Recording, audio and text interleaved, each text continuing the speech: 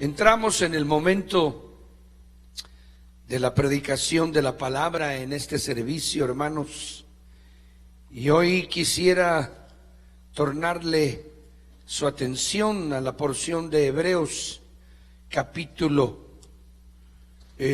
número 10 y versículos del 25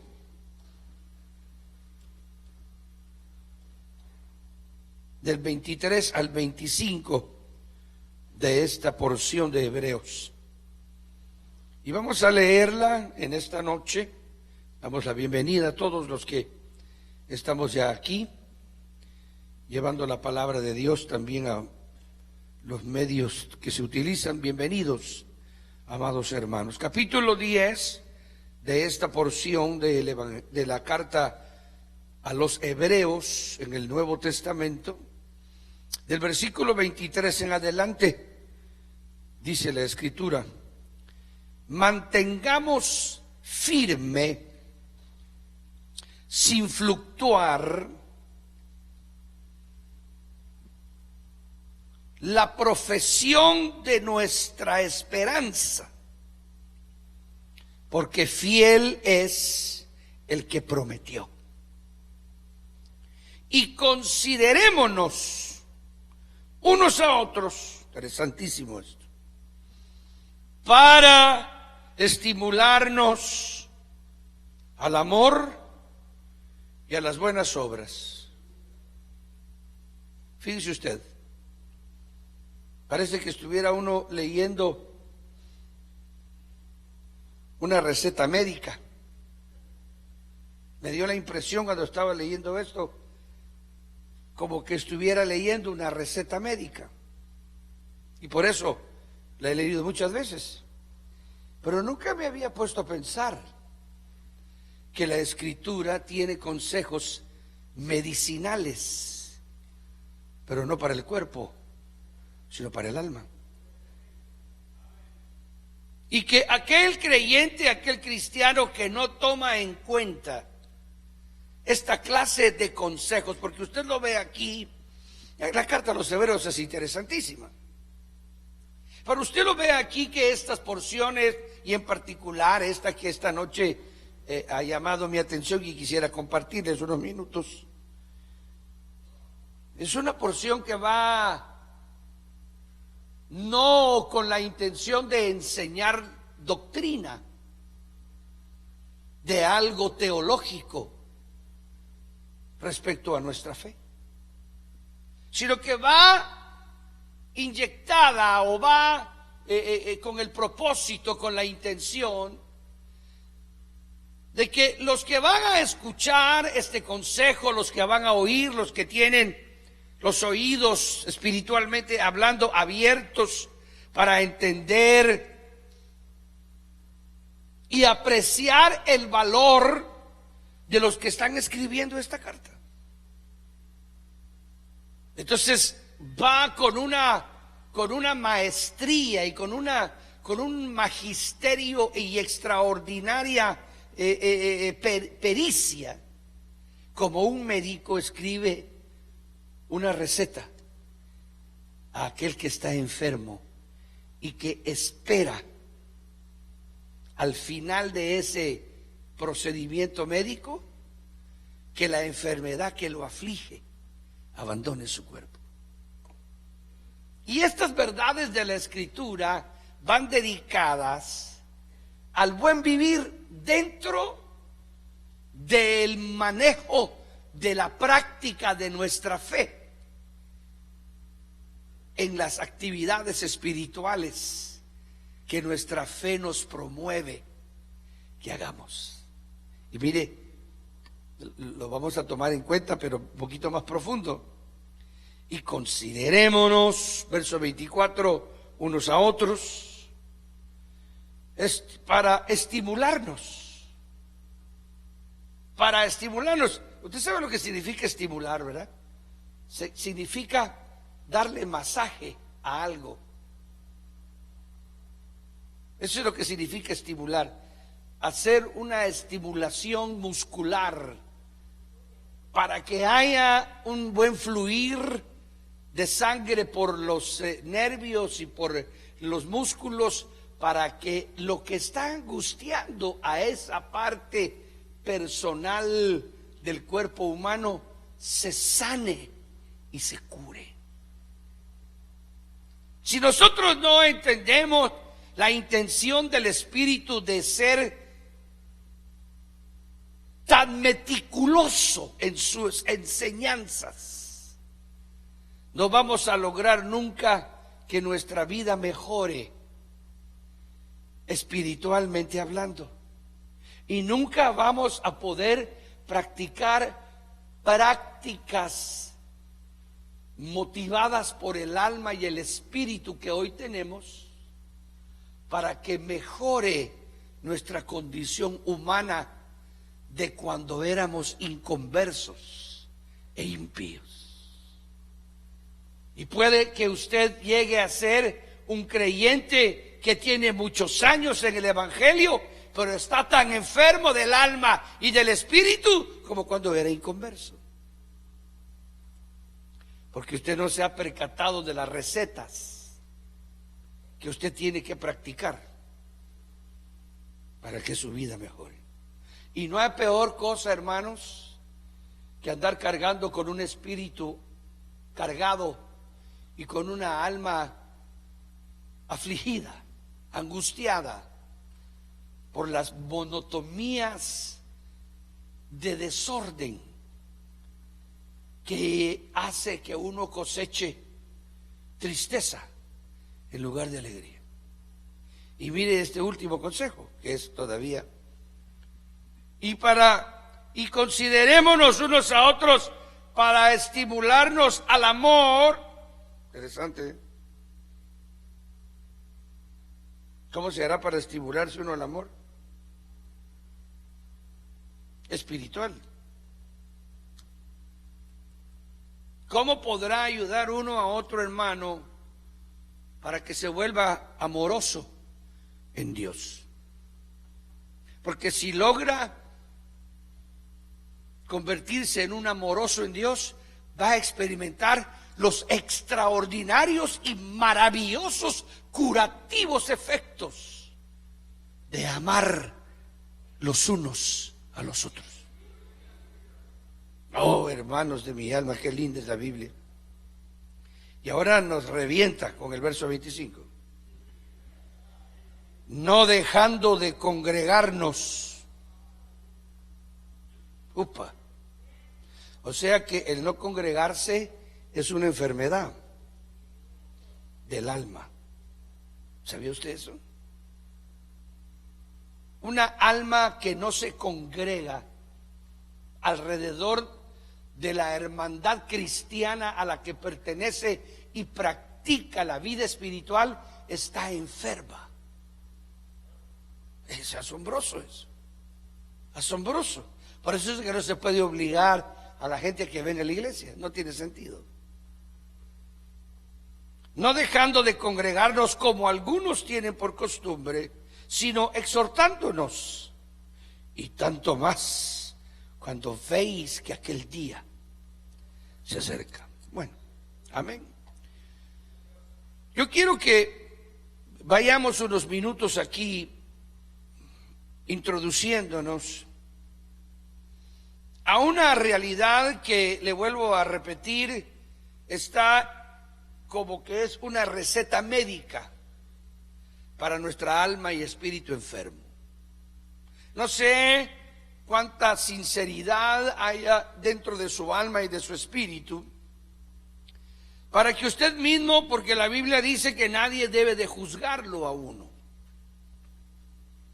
Es decir, parece que el efectivo juicio y el efectivo escudriñarse es el que provoca uno mismo, porque es el que verdaderamente llega al meollo, llega a la razón, llega a la formación de la vida espiritual que es originada en un nuevo nacimiento. Y por eso es que practicar la práctica más santa y más específicamente proyectada para la prosperidad y para la vida interior de victoria, como es la Santa Cena, tiene como requisito previo a comer del pan y a tomar de la copa y beber de la copa, y que eso es una práctica única y una forma de hacer un acto físico que vincula directamente con el cuerpo y la sangre de Cristo como algo glorioso, como algo especial. Por eso es de que antes de esa práctica el requisito máximo que hay es juzgaos, examinaos a vosotros mismos si estáis en fe. Ese es el máximo juicio que usted puede hacer de usted mismo para asegurarse de que usted no está practicando una fe muerta, sino que cada vez que usted practica la Santa Cena, tenemos la oportunidad de examinarnos y hacer una examinación interna, porque estamos frente al pan y frente a la copa, y eso es un momento en el que podemos estar comiendo bendición o juicio sobre nuestra vida. En ese sentido, es una realidad que cuando uno llega a entender que la vida espiritual no puede ser tamizada ni examinada por otro hermano o por otra persona, sino que verdaderamente cuando uno tiene la costumbre de examinarse y empieza uno a entender que el Evangelio es una práctica personal, es una práctica que tiene que ver con con el buen entender de la interpretación personal de cada versículo, de cada capítulo de la Biblia, y que usted tiene la oportunidad en el Evangelio de ir viendo su propio progreso, que usted mismo sabe cómo está avanzando, usted mismo. No hay mejor juez, según la Biblia, que usted mismo, porque el que lo está juzgando no es usted mismo, es el Espíritu Santo que está en usted. Eso es lo que enseña la Biblia. Entonces, en esa premisa y en esa realidad que ya entendimos nosotros, y por eso no nos metemos en lo que no nos importa. Hoy, esta noche, tenemos la oportunidad de oír al gran apóstol que escribió la carta a los Hebreos, un maestrazo de la Biblia,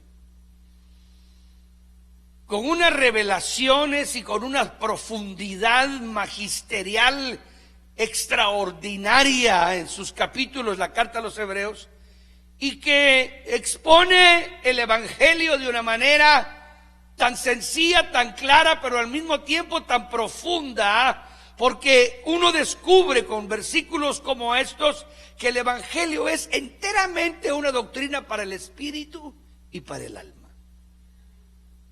No tiene nada que ver con el cuerpo, no tiene nada que ver con latigarse y con sacrificarse y con irse de rodillas y subir una montaña y hacer cualquier sacrificio. Eso en el Evangelio no existe. Ya hubo uno que hizo un sacrificio, bendito sea su nombre. Jesucristo murió en la cruz por nosotros. ¡Aleluya! Pero la doctrina que él deja está también vinculada a que el maestro que verdaderamente efectúa el trabajo es el Espíritu Santo. Y que cuando el Espíritu martilla, y que cuando el Espíritu quebranta, y que cuando el Espíritu penetra, y cuando el Espíritu discierne y entra a la intimidad, es el único que discierne entre el alma y el Espíritu. Es la única fuente verdadera que puede inyectar adentro del ser humano por el sacrificio que ya en el cuerpo, por así decirlo, el sacrificio que ya se hizo no en el lugar santo, sino que se hizo en el atrio, cuando los sentidos ya han sido cambiados, para aceptar por la fe el sacrificio. Eso es todo lo que pide del cuerpo el Señor en la salvación. Que le creas a su mensaje, que oigas con tus oídos el arrepentidos y convertidos, que te bautices en agua, que el cuerpo lo desciendas al agua bautismal, que haya arrepentimiento, que haya compungimiento en tu espíritu, en tu alma, a través del cuerpo, y que hay a veces lágrimas y hay contorsiones y todo lo que pueda haber. Eso es hecho en el atrio, que es el cuerpo. Pero esa es la entrada. Eso es lo que el Señor requiere, que el hombre entienda su pecado, que razone su pecado, que comprenda el mensaje del evangelio, que se arrepienta, que busque la salvación. Y entonces, cuando ya eso sea cumplido, entonces el Espíritu entra a tratar con el alma y con el espíritu del hombre. Y ahí es donde verdaderamente se efectúan los cambios. Ahí es donde verdaderamente la naturaleza de ese humano va a cambiar. Eso es lo que expone el evangelio. Eso es el mensaje que Jesús trajo y que lo puso más en detalle en cartas apostólicas como las que tenemos en el Nuevo Testamento, pero que también le insistió y que no les explicó mucho a los hombres de su tiempo porque no tenían el Espíritu, porque no podían entenderle. Nicodemo, cuando le explicó que había que nacer de nuevo, él no lo entendió. Él estaba hablando de una obra de una recreación, de volver a crear. Él creyó que era un acto de volver a nacer físico. Pero él estaba diciendo: ¿quieres entrar al reino de los cielos? ¿Quieres disfrutar de la vida eterna? En esta verdad que yo traigo para ustedes, tienes que nacer de nuevo. Y el que no nace del agua y del Espíritu no puede nunca entrar en el reino de los cielos. Es decir, Nicodemo no entendió, y ahora nosotros que lo entendemos sabemos que él estaba hablando innegablemente de que el hombre que verdaderamente, o la mujer que verdaderamente va a disfrutar del evangelio, es el que deja que su alma y su espíritu sea trabajado por Dios. Y esos son trabajos delicadísimos, hermano. Esos son nacimientos que solo el Espíritu puede efectuar, que solo el Espíritu puede provocar. Solamente cuando uno empieza a experimentar, porque yo soy consciente que lo único que uno hace con su conciencia humana, porque la mente es la parte física, intelectual, de conciencia, y no es ni el alma. La mente no es el alma. El alma es una realidad mucho más profunda que está ubicada dentro del interior del hombre, que no es el espíritu, pero que es algo que verdaderamente es el que contiene las emociones del ser humano. Y esa alma es la que peca. Esa alma es la que sufre, esa alma es la que llora, esa alma es la que se contorsiona, esa alma es la que se endemonía cuando los demonios la poseen. Es una entidad espiritual, eso sí lo sabemos que es a la que el Espíritu Santo quiere tener acceso, porque solo ahí puede efectuar los cambios verdaderos para que fructifique y de los frutos dignos de arrepentimiento el cuerpo que se acaba de arrepentir bautizándose en agua. Porque ahí es donde radican todos los pecados del hombre. Eso lo explica la Biblia. El Señor le insistía a los fariseos que con lavarse las manos y practicar prácticas de lavamientos y de todo lo que hacían, el alma seguía igual de negra, que no había solución. y que aunque el hombre practicara cualquier sacrificio, y que por eso él venía para seer la ley y sobresellarla y decir: esta no será más una práctica válida delante de mi Padre. ¿Por qué? Porque la ley no puede cambiar el alma del hombre. Solo la gracia, que es la gracia es la oportunidad de que el Espíritu Santo entre de nuevo a tu vida. En esa realidad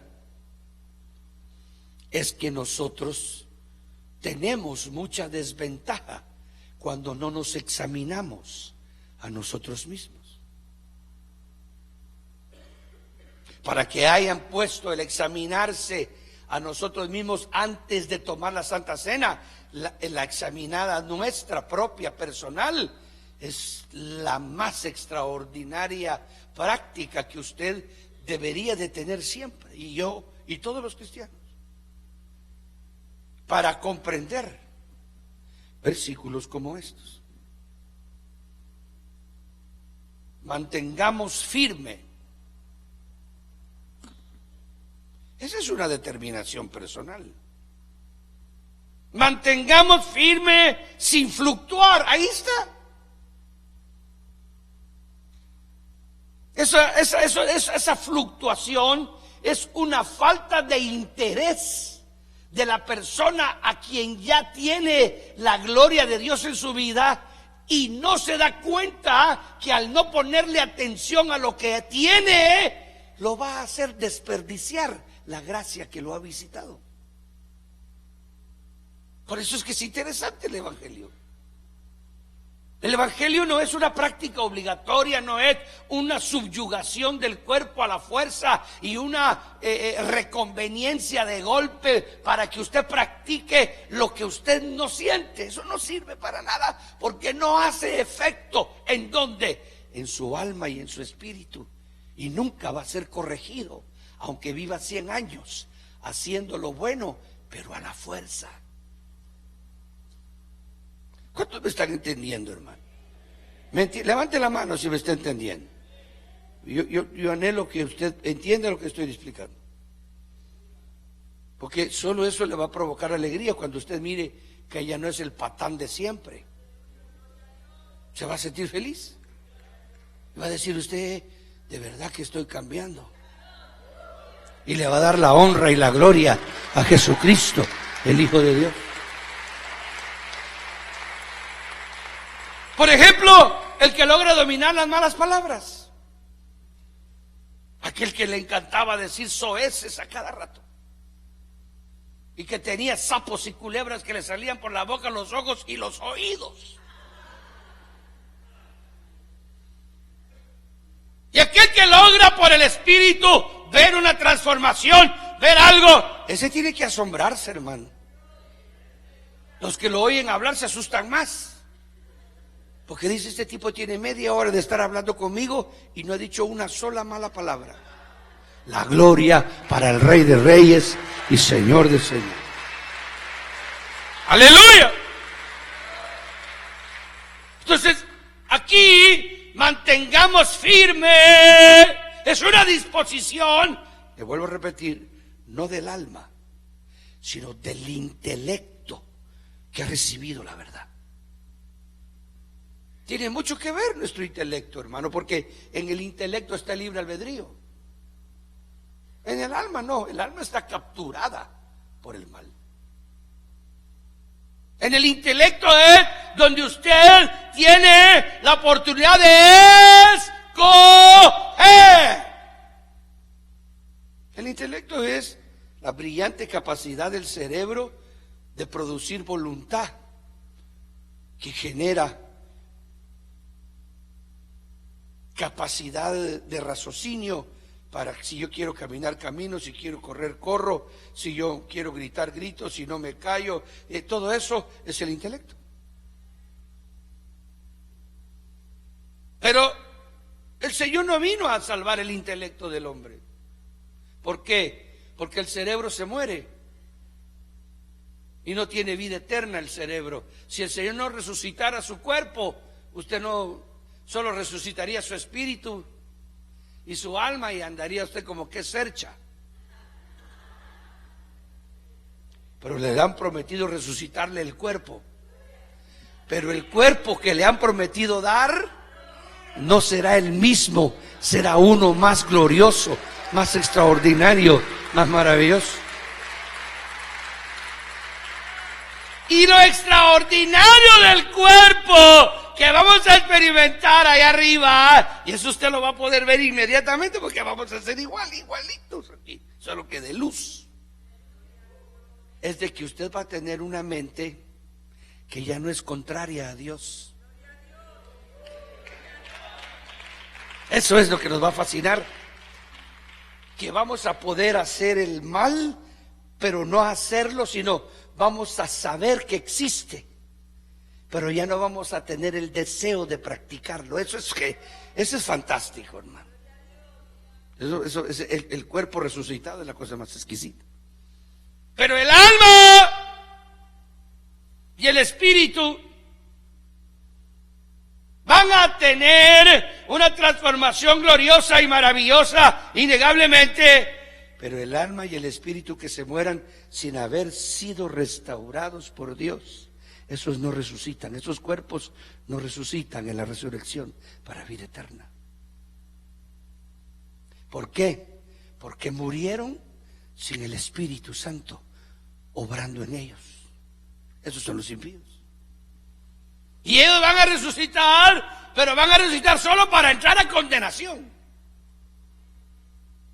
Por eso es que nosotros necesitamos, estando en este cuerpo de bajeza, tener un espíritu y un alma renovados para heredar la vida eterna. Esa es la importancia de fructificar para Dios. Entonces, nosotros tenemos que tener una constante realidad. Y usted mantengamos firme. ¿Cuándo es? Cuando uno tiene que ponerse las pilas para mantener firme, sin fluctuar, la profesión de nuestra esperanza. ¿Qué profesión es la que usted tiene espiritualmente hablando?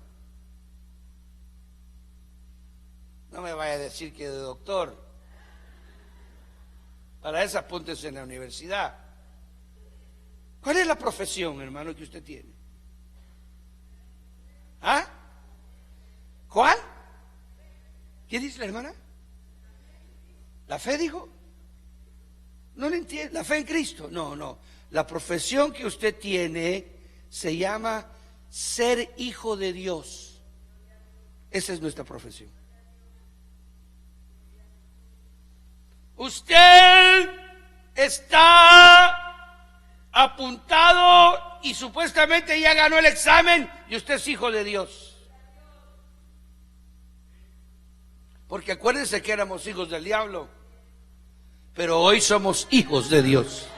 De tal manera amó Dios al mundo que dio a su Hijo unigénito para que todo aquel que en él crea no se pierda, sino tenga la vida eterna. Mirad cuán grande es el amor de Dios, que nos ha hecho hijos, que seamos llamados hijos de Dios. Entonces, esa profesión va a ser tentada para que usted renuncie a esa profesión en muchas ocasiones de su vida cristiana, durante su vida diaria, durante su existencia humana en la tierra. Nosotros le llamamos tentaciones, le llamamos Satanás anda rodeando como león rugiente viendo quién devora. El otro día estaba viendo un video de unos animales así salvajes y de escenas de cómo se matan entre ellos, y vi un león que viene para comerse una cebra. Qué cosa más horrible es un león así, hermano. Lo toman de frente y se nota que el otro va. Dije yo, el Señor reprenda al diablo. Me recordó al diablo el león, ese infame león, hermano. Venía con una cosa, dije yo, Señor, con razón tu palabra dice que anda como león rugiente, viendo a quien devora. Señor lo reprenda. Entonces, mantengamos firme, sin fluctuar. O sea, no puede usted andar pensando si usted está dispuesto o no está dispuesto, porque así se lo va a comer el enemigo, hermano. Usted tiene que decidirse. Y usted tiene que tener una decisión firme en su mente. Y usted recibió a Cristo. Y usted cree en la sangre poderosa de Jesucristo. Y usted cree que Él tiene todo poder en el cielo y en la tierra. Y usted va a ser fiel en el nombre poderoso de Jesús hasta el día de su muerte. Eso es tener una decisión firme. No vaya a fluctuar, hermano. Y que fíjate que estoy pensando que pues yo no sé si voy a aguantar. Ya se lo comieron. Ya está en el plato, ustedes solo están echando salsa. No se ponga usted en eso, es que yo no sé si yo puedo. Usted no puede, pero el que está en usted es más poderoso que el que está en el mundo. Démosle palmas al Señor, alabado sea el nombre de Jesús. Hermano, reafirme su intelecto, reafirme su mente. Ese atrio que usted tiene, que fue el que el Señor le conquistó, usted ya cree en Él, usted ya sabe que Él murió, que resucitó, es en el atrio suyo donde está la palabra viva. Mantenga firme esa profesión. Usted no puede decir hoy me voy a dar feriado. ¿Qué? Un feriadito y ya no regresa. Usted tiene que entenderlo. Usted tiene que saber que usted tiene una alma a la que el Espíritu Santo está educando.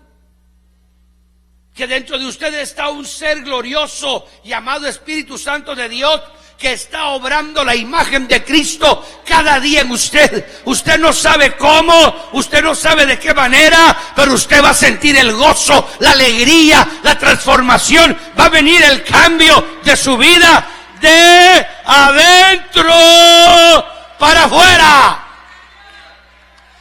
Yo soy un firme creyente de la palabra.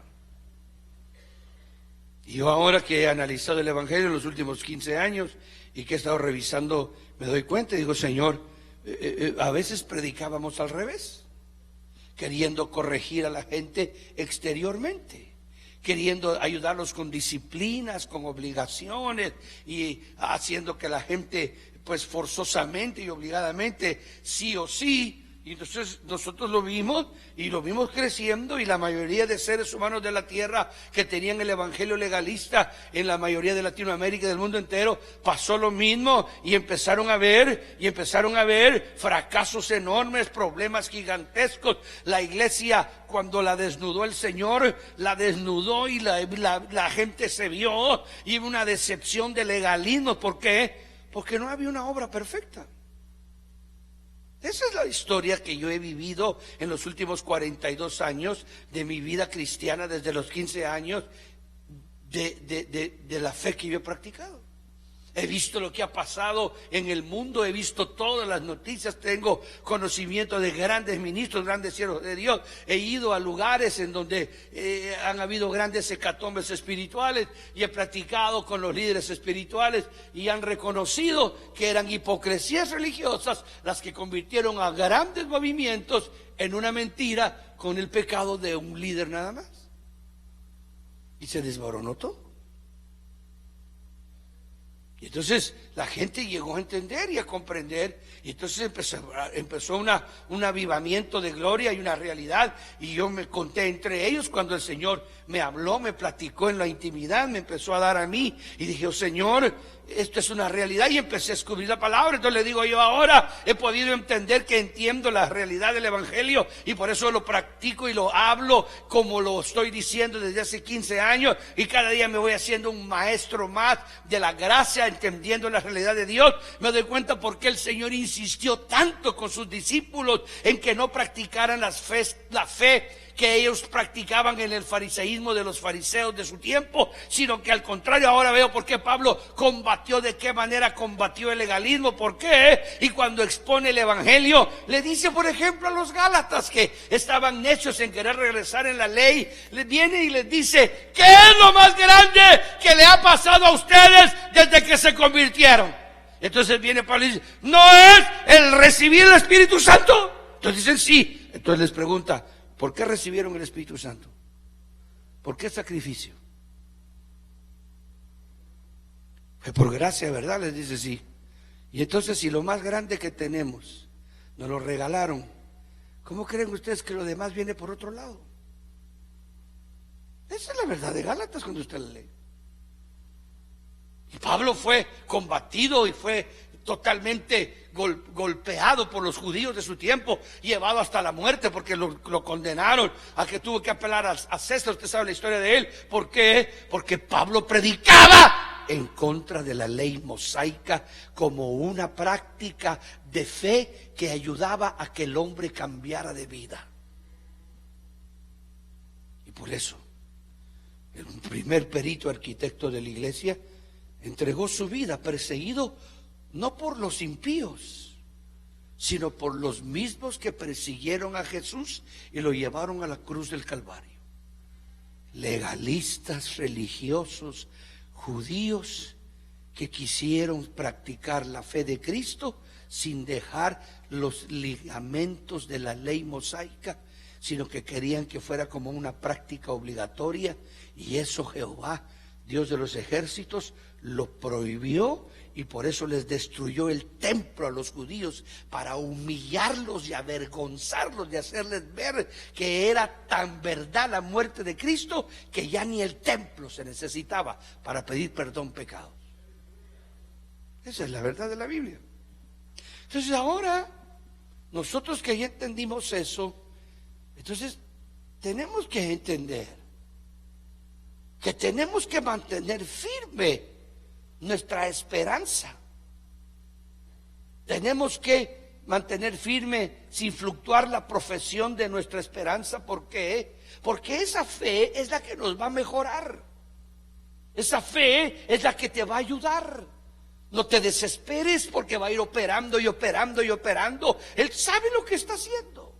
Él conoce. La sinceridad es la que menos debes de dejar. Debes de examinarte siempre. Debes de estar firme en tu fe y decir: no, Señor, yo hoy voy a vencer, y aquí estoy delante de tu presencia. Hermano, tienes que hacer, ojalá que sea la verdad que practicas todos los días antes de salir de tu casa. Que salgas con una convicción: Señor, hoy voy a estar en victoria. Ayer me revolcó el enemigo, pero hoy lo revuelco yo, Señor.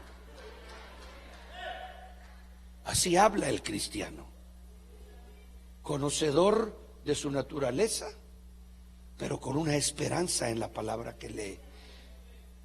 ¿Por qué? Porque lo que sucede después tiene que ver con el asistir a la iglesia, que ustedes no vienen, dicho sea de paso, porque si no practicamos nuestra fe, por eso les es como una receta médica, le habla al psiquis del hombre, se diría la palabra en el moderno español nuestro, con conocimientos científicos.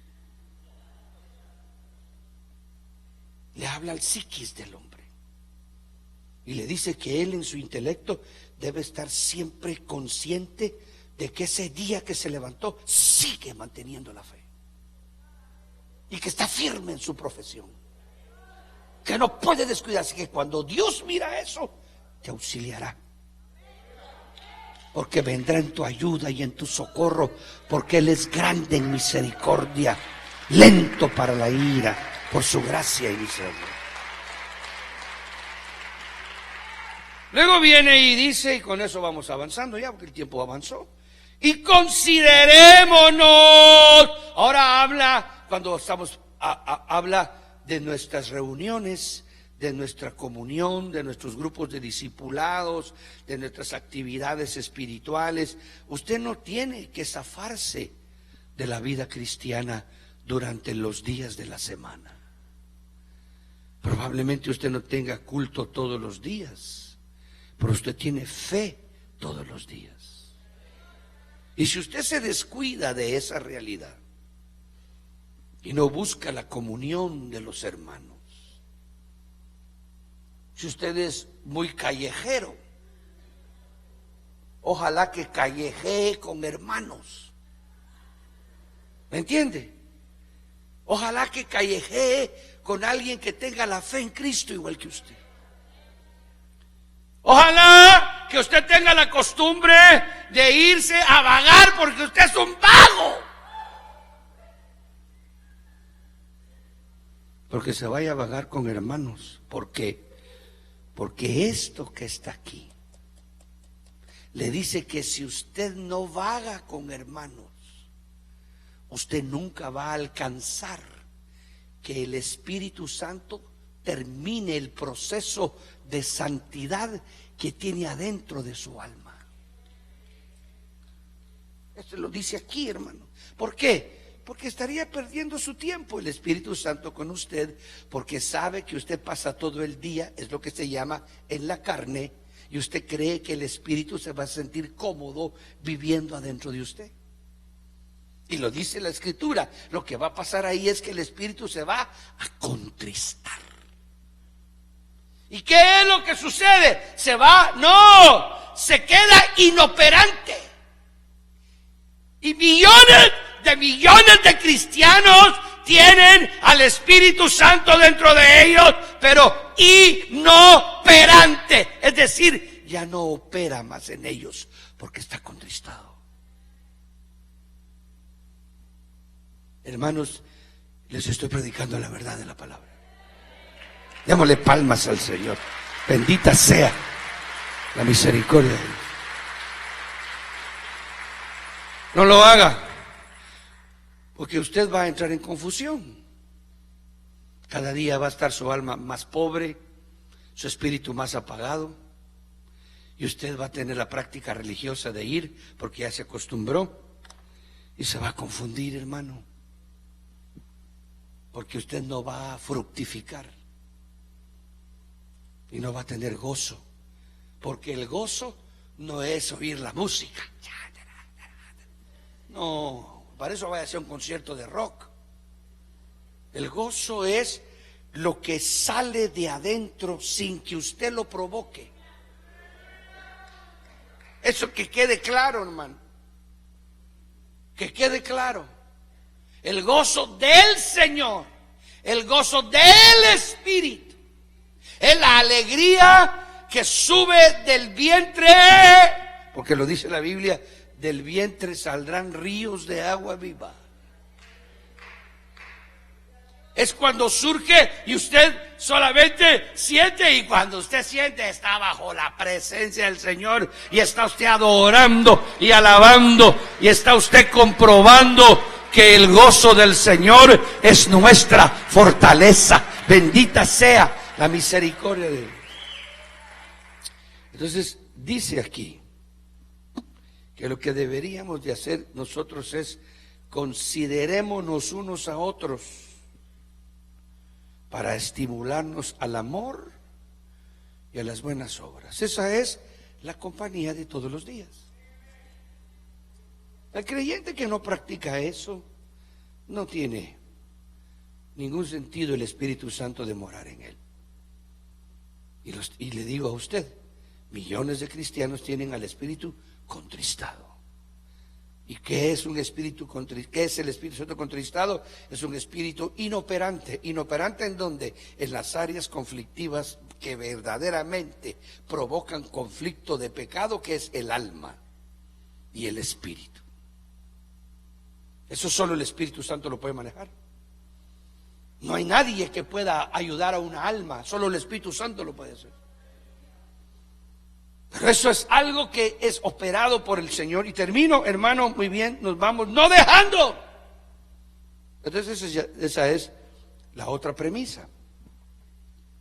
Que el grande apóstol de esta carta a los hebreos le dice al creyente que si el creyente no ha entendido el beneficio de congregarse, es un creyente que difícilmente pueda recibir bendiciones gloriosas. Fíjese, hermano, de que no sé dónde lo leí ahí en la palabra hace unas horas atrás, arriba. Creo que es en Colosenses o en Efesios o en Filipenses. Por ahí. Dice el apóstol Pablo, porque leyendo ustedes respecto al gran misterio, le llama él, que no fue revelado en el Antiguo Testamento y que estaba oculto desde siglos pasados, el cual ha sido revelado ahora a nosotros los apóstoles y profetas. Fíjese qué cosa.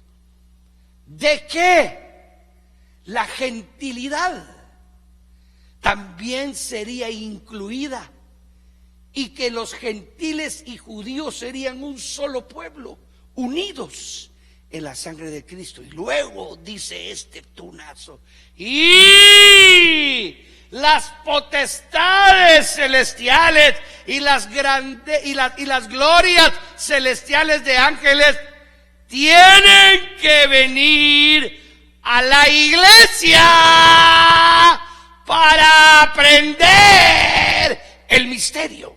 Entonces, de la salvación. Entonces me puse a pensar y yo dije, Señor, entonces lo que sucede, y oiga lo que está pasando, eso es hasta ahorita se me ocurrió. Cada predicación del Espíritu que predica un Adán en la tierra, bajo la unción de Dios y con la enseñanza correcta del Espíritu, es proyectada vía satélite a millones de seres angelicales que se sientan en lugares a escuchar a los Adanes hablar de la grandeza del Cristo que vino a morir a la tierra para aprender la salvación, que fue un misterio y que solo a los profetas y apóstoles les fue revelada en esta tierra. Eso lo dice la Escritura. Entonces, cuando yo entendí eso, me sorprendí, porque, hermanos amados, hay millones que están en este culto y los terrícolas que deberían de estar ni vienen. Me quedé helado. No dejéis de congregaros como algunos tienen por costumbre, sino exhortándonos, y tanto más cuando veis que aquel día se acerca. ¿Qué beneficio tendrá el reunirse en la iglesia? ¿Qué oportunidades tendrá nuestra alma y nuestro espíritu de ser bendecido mientras el culto está organizado por Dios? ¿Qué unciones y qué glorias podremos sentir, hermano? Mi jovencita hija mayor, yo me gozaba y lloraba ahí arriba, y yo disfrutaba.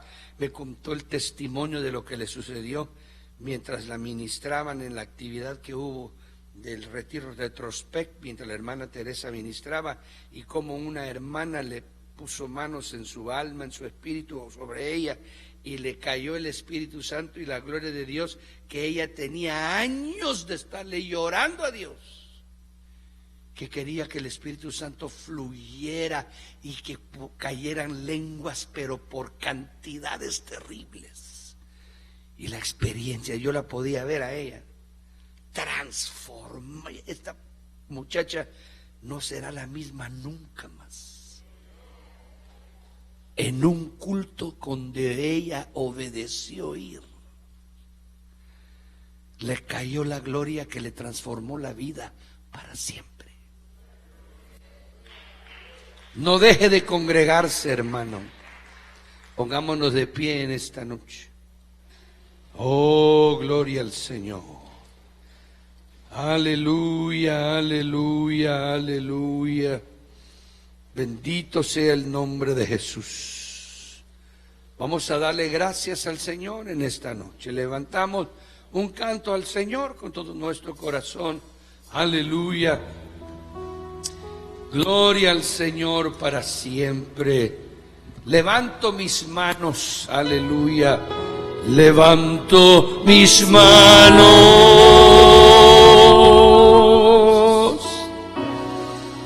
aunque no tenga fuerza. Levántalas, levántalas, hermano. Levanto mis manos,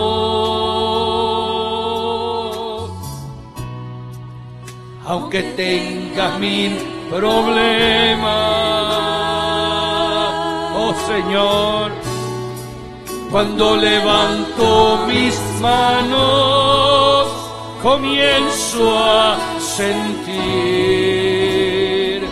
una unción que me hace cantar. Cuando levanto mis manos, comienzo a sentir el fuego. Cuando levanto mis manos, mis cargas se van. Nuevas fuerzas tú me das. Todo esto es posible. Todo esto es posible cuando levanto mis manos.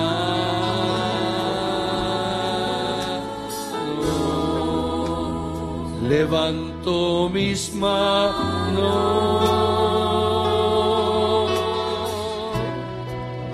aunque no tenga fuerza.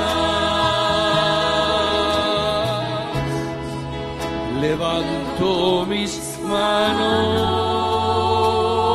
sí Señor, aunque tenga mil problemas. Cuando levanto mis manos, comienzo a sentir una unción que me hace cantar. Cuando levanto mis manos, comienzo a sentir el fuego. Oh, cuando levanto mis manos, mis cargas se van. Nuevas fuerzas tú me das. Todo esto es posible. Todo esto es posible cuando levanto mis manos.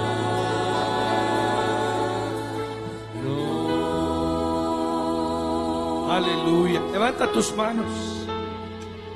Levanta tus manos en esta noche, hermano, hermana. Pidámosle al Señor.